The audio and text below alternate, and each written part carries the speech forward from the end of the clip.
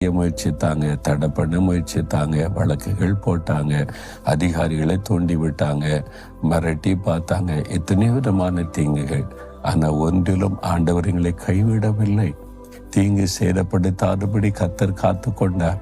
இதுவரை காத்து கொண்டார்ல, இனிமேலும் காத்து கொள்ளுவார். உங்க வாழ்க்கையில கூட நடந்திருக்குல்ல, உங்களுக்கு எத்தனையோ தீங்குகள் வந்தது, ஆனா ஆண்டவர் பாதுகாத்தார்ல, இன்னும் காத்து கொள்ளுவார். இப்ப ஏன் பயப்படுறீங்க? ஏதோ ஒரு சூழ்நிலை தீங்கு வர்ற மாதிரி தெரியுதா? கர்த்தர் எல்லா தீங்குக்கும் விலைக்கு உங்களை பாதுகாப்பார். கர்த்தருடைய பாதுகாப்பு இருக்கும்போது இதுக்கு பயப்படணும். அந்த கர்த்தர் வச்சிருக்கிற வேலி வரைக்கும் தீமை வர்ற மாதிரி தெரியும், பயந்துடாதுங்க, அதோட ஸ்டாப் ஆயிரும். இம்மட்டும் வா, மிஞ்சி வராத, ஸ்டாப் அப்படின்னு ஆண்டவர் நிறுத்திடுவார். அதுக்கு மேல உங்களை நெருங்க முடியாது. தூரத்துல இருந்து பயமுறுத்துவாங்க, சிலர் ஒளிஞ்சிருந்து பயமுறுத்துவாங்க. நேரில் வர்றதுக்கு பயம், ஒளிஞ்சிருந்து நம்மளை டிஸ்டர்ப் பண்ணணும். அந்த மாதிரி ஆட்கள் இருப்பாங்க. உங்க வாழ்க்கையில கூட இருக்கிறாங்கல்ல.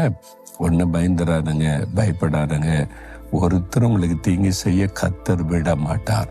அவர் தூதர்களை வைத்து பாதுகாப்பார், உங்களை வேலி அடைத்து பாதுகாப்பார். உங்களுக்காக சிலுவையில் ரத்தத்தையே சிந்தி மீட்டு எடுத்திருக்கிறாரே, தொட விடுவாராம். எல்லா தீங்குக்கும் விலைக்கு காப்பார். அதனால தீங்கு வந்துருமோ அப்படின்னு நினைச்சு பயப்படாதுங்க. வியாதி வந்துட்டு அப்படி ஆயிருமோ அப்படின்னு நினைக்காங்க. இந்த வியாதியை சுகமாக்கிடுவாரு, பிரச்சனையை மாத்திடுவார். விசுவாசிக்கிறீங்களா? சொல்லுங்க, ஆண்டவரே உம்முடைய வார்த்தையை நான் விசுவாசிக்கிறேன். எல்லா தீங்குக்கும் விலைக்கு என்னை எங்களை நீர் பாதுகாப்பீர்.